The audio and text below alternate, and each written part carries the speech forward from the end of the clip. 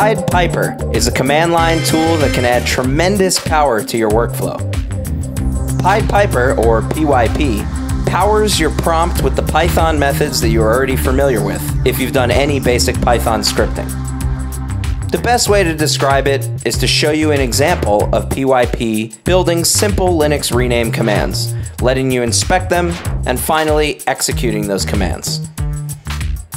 Let's say you start with some files. You're listing them with the Unix command ls.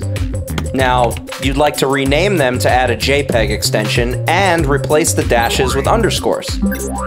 To achieve this, you pipe the ls output into Pied Piper like you would with any other Unix utility.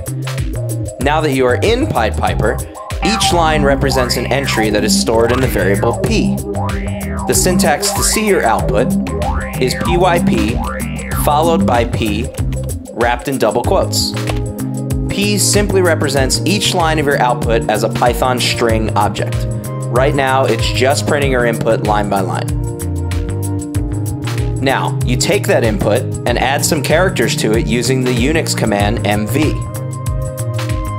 First, you type pyp mv plus p.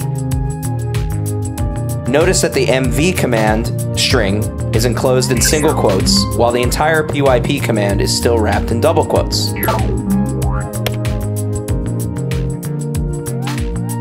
Then to add the JPEG extension, you add a p plus .jpeg at the end of your command. Notice that you are using standard Python comma syntax to introduce a space between the two p variables. Next, you want to replace the dashes with underscores only in the new name.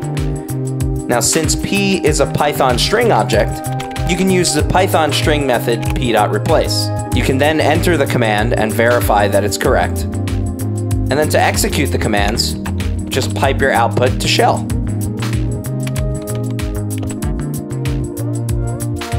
Now, there's already a way to achieve this result. You can use the existing Linux commands awk and sed.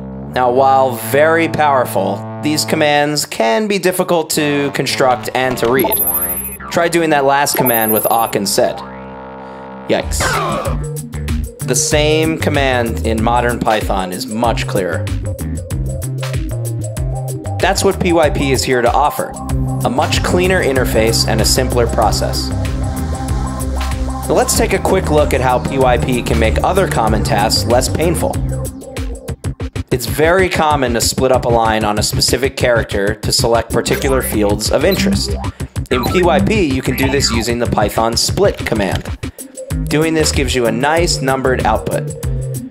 To select a particular field, just use the standard Python list syntax with the field number enclosed in brackets. While developing PYP at Sony Imageworks during the production of Alice in Wonderland and Green Lantern, we found that 90% of splits happened on 5 meta characters, so we've included these as preset variables. To use these, just type in the name PYP underscore or the first letter U instead of having to write p.split with an underscore.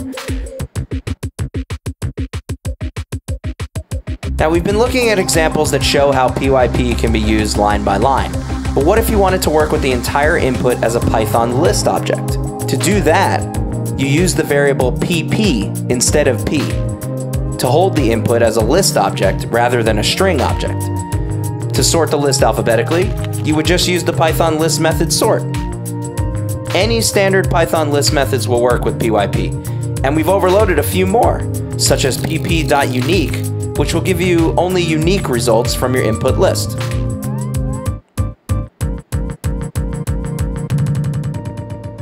Let's take a brief detour into cognitive science. While manipulating data on the command line, often you want to take the output of one command and feed it into another command. In Python, you can set up these commands using nested parentheses, which works great if you're a compiler, but it's hard to set up and troubleshoot for us typical humans. So to relieve this brain stress, we've included the classic Unix syntax for using pipes to pass information around inside of PYP. Essentially, you can use pipes within the PYP statement to pass information forward, with the variable p always representing the output of the previous Python command. This way, you can work in a more linear, stepwise manner, while procedurally making more complex commands seemingly transparent.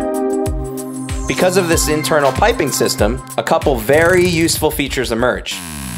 A history list of all the inner pipe sub-results is available with the variable history, or H. So you can refer back to the original input if necessary, which is useful for complex rename operations. Also, remember the preset variables for automatically splitting input on common meta characters, such as U? If you pipe that input into another preset variable, it automatically joins the fields with the new meta character, so you don't have to use a join operation. Another cool feature of PYP is the ability to save commands as macros.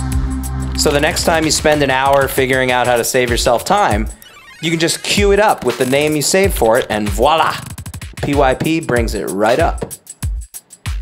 So that's a quick look at the basic features of PYP. There are a ton of other useful features available, such as Boolean logic filtering and math operations. If you're curious, check out the help or tutorial flags, or even our online resources. You've covered the bases and are now ready to unlock the power of the Pied Piper. Python power at the prompt.